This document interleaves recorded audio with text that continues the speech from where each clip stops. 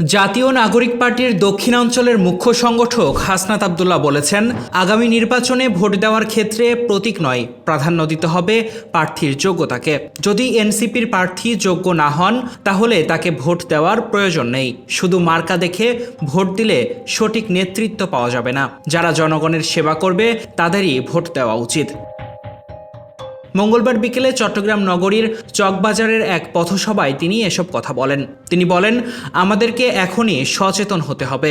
আমরা যদি নিজেরা দুর্নীতিতে জড়িয়ে না পড়ি তাহলে নেতৃত্বেও দুর্নীতি ঢুকবে না।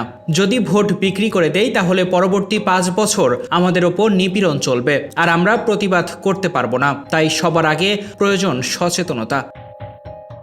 তিনি আরও বলেন, দুর্নীতির বিরুদ্ধে লড়াই শুরু করতে হবে নিজ পরিবার থেকেই। আমাদের প্রশ্ন করার সাহস থাকতে হবে, আমার বাবা কোথা থেকে এত আয় করছেন? যদি তার বেতন 40,000 টাকা হয় তাহলে 25,000 টাকা বাসা ভাড়া দিয়ে 1.5 লাখ টাকার আইফোন কেনার সামর্থ্য কিভাবে হলো? এসব প্রশ্ন না করলে আমাদের শিক্ষার উদ্দেশ্যই ব্যর্থ হয়ে যাবে। ডেস্ক রিপোর্ট, প্রতিফলন।